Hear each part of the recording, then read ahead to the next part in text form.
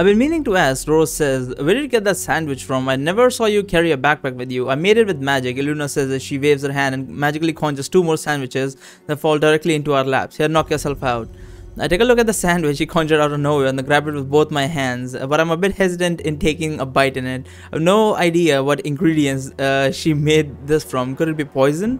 Oh, for crying out loud, Iluna says when she sees me eye her sandwich suspiciously. You're not seriously thinking that the sandwich is poisoned, are you? Who in the world still uses poison nowadays? Barring the hundreds of easy learnable magical protections that can provide you with immunity against all magic, you can even buy anti-poison elixirs for 10 copper a piece. Surely you must have drunk at least one of those before coming to the tournament. A single elixir should easily provide you with immunity to all known poison for the remainder of this tournament. Just eat the damn sandwich, will you? Rose giggles. Now I understand why Flower told me you were always grumpy, she says, smiling playfully. Spectacular, Iluna says. Is there anything else that girl shared about me while I was asleep? Well, she most certainly didn't tell me that you could conjure food out of thin air, Rose says. This is normally a skill that only a grand priest of each city master. You must be incredibly talented. Actually, I'm ashamed to admit that Flower was the one who taught me this skill. Flower did? Yes, the girl has a natural talent of being able to instantly comprehend some ridiculously complex spells without expending any effort whatsoever. She only saw the spirit fox cast this spell once 20 years ago. She manages to mimic in the next few seconds. However, she is completely hopeless when it comes to learning spells that require the least amount of studying beforehand. I've been trying to teach her healing for years, but it's like trying to teach an ogre how to speak Lacetti. That's hilarious. Rose smiles. See, she tells Iluna, you can actually open up to us if you try. The Banshee frowns at her. Congratulations, she said coldly. You have achieved your goal. Now will you finally go and let me finish my sandwich in peace? You know, you look really cute when you frown, Rose says, smiling playfully again. Good grief, Iluna says. What would it take to make you go away and let me have my peace and quiet? It's hard enough that I have to put up with Flower while she's awake. Can't I at least have some rest while she's asleep? Of course not, Rose says with a cute smirk on her face. If you went to sleep now, then who would be left here to tease you all night long? By the gods, Iluna says. It's as if the flowers have multiplied. Instead of spending the next few hours speaking with Iluna, although on the surface she appeared to be annoyed by us, a part of me felt that she was actually enjoying our company in her own way. Even if she maintained her grumpy demeanor throughout the night, the Banshee slowly started to open up towards us. She even told us a few stories about her adventure with Flower in the past few years. It was later in the night that we were interrupted by Darren and Hardrick, who came to take over our shift. It wasn't Flower supposed to be the one taking the shift? Hardrick asks us, surprised. It seems that Flower misled us yesterday, Darren says with a grave tone in his voice, because she apparently never intended to take on that shift herself. Iluna and Darren then spent a few seconds looking each other in the eye as if they were ready to jump at each other's throat any second. Hey now, let's all calm down, we're on the same team here. Actually, the souls are fused, so Flower didn't technically lie yesterday. You're not going to seriously start a fight here, are you? Yeah, I think I'm gonna go with that one. That one sounds so fun. This is no joking matter, Barry. Darren says, everything worked out fine because you and Rose figured out what happened and went to keep a close watch on her. But who is to say that she wouldn't have slit our throats in our sleep if left unsupervised? There would be no need to use such underhanded tactics to rid myself of a handful of mages that can't even use magic, Iluna says. You and your friends pose no threat to me in your current condition. If you are born to pick with me, healer, that would be more than happy to show you that I'm not bluffing. I'll take you up on that offer, Banshee, Darren says as he pulls out his sword. Let's see if you fight as well as you run your mouth. Darren, wait, I shout as I place myself between the two of them. Do you plan to kill the girl along with the Banshee? Just because the sword can't lock onto the Banshee's aura by itself does not mean I can't do it manually, Darren says. I can still kill the Banshee without harming the girl if I focus hard enough. Have you gone mad? I ask him. How do you expect to properly target the Banshee's aura if the sword can't do it by itself? You're almost guaranteed to fail. If I do, then it would still be better fate for the girl than to live her whole life chained to an evil spirit. Oh yeah? Who's going to lead us to the Ogre stronghold with the girl gone? We already know the general direction. I say we are close enough to our destination to be able to make it there, even without a guide at this point. Step aside, Barry. Yeah, I say with a laugh as I pull out my dagger. That's gonna happen. Oh ho ho there, friends. Oh wow, we actually pulled out a dagger. Where those balls come from? That's fucking interesting. Oh ho ho, friends, Hardrick says. How about we go take a deep long breath. Think about what you're doing. Do you really want to end things like this over some petty squabble? Would you rather have your names immortalize the legendary warriors who fought in the greatest mage tournament in recent history than he be remembered as the idiots who died before the contest even started? Darren, please, Rose says with a pleading look. Seeing that nobody is on his side, Darren finally decides to sheath his sword. I'm not going to fight you, Barry, he says. I was hoping to intimidate you into backing down, but I suppose that if you aren't the type to get intimidated by a Stillwater dragon, a sword isn't exactly going to do me much good. If you feel so strongly about this, then I have no choice but to leave matters as they are for now. You're right about Kate, so I can only hope that your instincts are right this time too. With these last words, Darren and Hadrick walk past us to take their stations at the top of the hill. Rose and Iluna and I head down towards our tent. The three of us descend from the hill without uttering a single word to each other. When we reach Flower's tent, Iluna turns her head towards me and before going in. Your intervention was from earlier unnecessary, human, she tells me. I could have taken care of that healer without your help. Come on, don't be like that. I say friends should stick out for each other in their time of need. You seem to be under false impression that you and I have friends. I assure you that could not be any further from the truth. Relax, I only want to make sure we don't lose our guide. I didn't do this for you, I did it for Flower's sake. Love you too, Luna. The Banshee frowns at me. Oh, that's a good one, that's a good one. Love you too, Luna. I will give you one warning, human, and one warning only, he says. Do not make the mistake of considering me your ally. Affiliation is only temporary. It will end the moment we finish our little trip together. You would be a fool to think otherwise. She then turns her back on us and slowly steps into her tent. Good night, Luna, Rose says, waving, but the Banshee gives no sign of having heard her. She closes the tent behind her. Well, I'd say that went pretty well, Rose says, smiling as we head for our tents. You think? I asked that. Of course I do, she says. Didn't you see how happy she was when you jumped to her defense earlier? If you manage to see past her grumpy facade, you can tell that she really isn't that much different from the rest of us. I think I'm starting to see a little bit of flower in you. There's a bit of flower in all of us, Barry.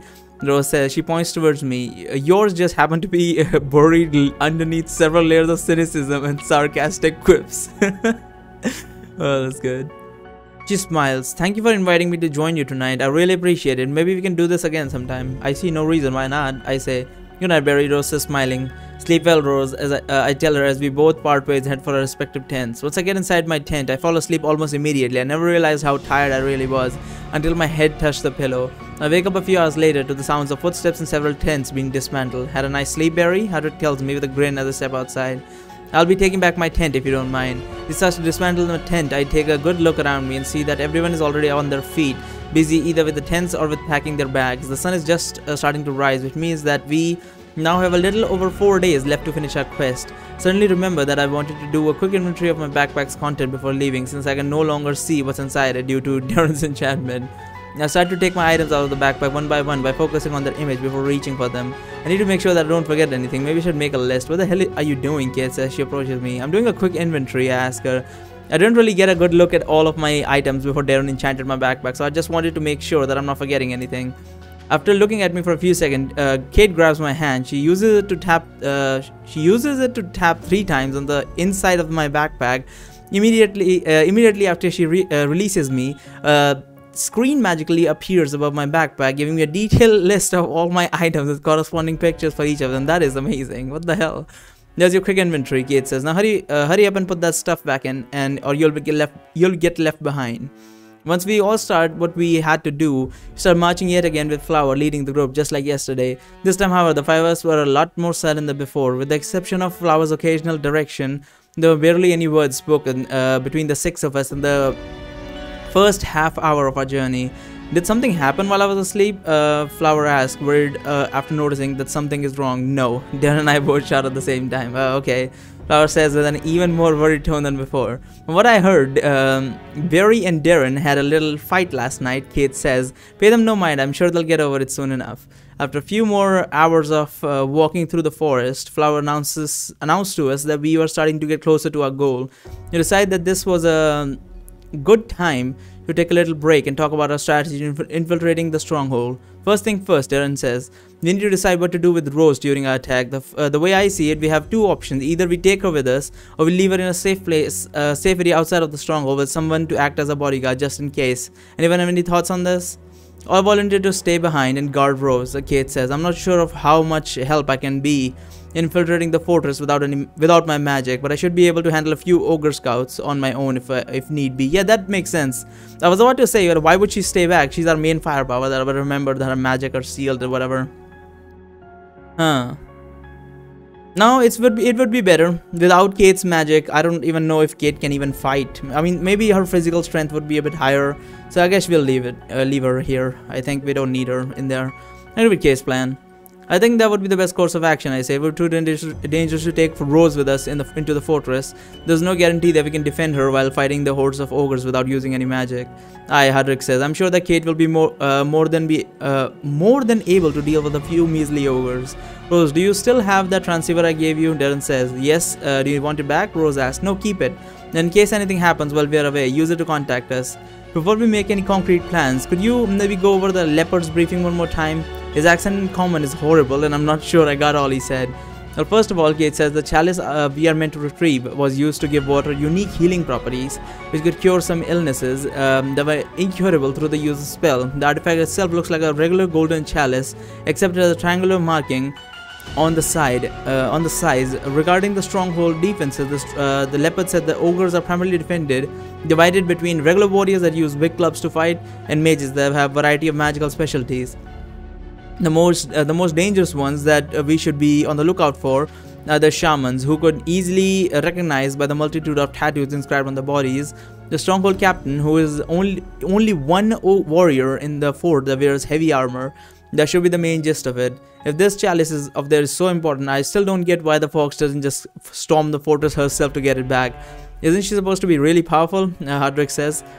Leia derives most of her power from the sacred woods throughout the continent. Flower says when she steps outside those woods, she is not much stronger than most other animals, which is why the war between animals and monsters have been going on for decades. They are reaching a conclusion. This is why why access to the sacred woods is forbidden for all outsiders. So essentially, what that means that is a very big weakness.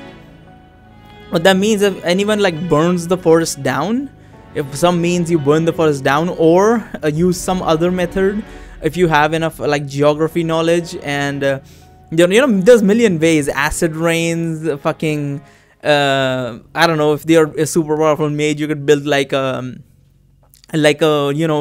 small mountain or like a barrier at the height of a mountain to like block the incoming winds that would bring water and like cause the fucking rain to happen before it reaches the forest. And considering the forest has big trees in it, from what I think there should be big trees in there, I think that would essentially kill the trees, because after a point they won't have any water to rely on to survive. So that there's a million ways to deal with her. Then she's not that big of a threat if she's fighting an army, not single people. Getting back to the discussion at hand, Darren says, I believe that the next thing we need to establish is how we are going to retrieve that chalice. From what I've heard, the stronghold is positioned on top of a hill, and all the trees in a 3-mile radius from it have been cut down. There's no way we'll be able to sneak our way in. Maybe we could try to buy it from them. Why the fuck would that work? It wouldn't work, Kate says. The ogre stole the chalice knowing full well what it was capable of. They're not going to give it away for any price. Well, then I guess there's only one option, Hadrick says with a grin. We go in right through their front door. I'm afraid that we are left with no other alternative, Darren says. If we encounter any elementalist, I leave them to me, Hadrick says. Since I focus mainly on shape-shifting magic, I'll have to develop certain techniques that I can use in place of defensive spells while I'm transformed. One of these techniques allows me to harden the magical aura around my body. This is not only great for defense but also for attacking. If I use it to harden the magical aura around my fist, I can easily deflect fireballs from my punches and send them right back at their caster. A sword is also good against elementalists, Darren says. I can use it to absorb any element and also have a sword technique that can temporarily sever a mage's link to the magical plane, making them unable to cast spells for 30 minutes? Wow, that is insane. Ha, Hadrick says. Who says mages need magic to fight? We'll conquer the stronghold if there is no time. If we're all agreed to attack the fort openly, then I guess there's not much more to discuss, Darren says. There are too many things we don't know about the building's layout, the distribution of the troops to be able to anticipate what will happen. We have to rely on our instincts as the battle begins. If no one else has anything to add, I suggest we get going. We still have a lot of ground to cover until we reach our objective. It was a few more hours later that we got close enough to the stronghold to be able to do a bit of reconnaissance. Flower and Hadrick went to scout ahead while the rest of us looked for a good place to bury our backpacks, and it was too difficult to fight with them on our backs. We have no place to leave them while we are in the fort. Before burying my backpack, I made sure to take my crossbow out of it, since I'm sure I'll need it in the upcoming battle. After about 30 or so minutes, Flower and Hardwick return to us with some rather unsettling news. It's dead quiet out there, Hardwick says. I'm not just talking about a lack of patrols. I'm saying there weren't even any ogres posted on the walls. Something doesn't add up. The ogres may be stupid, but they couldn't possibly be this floppy.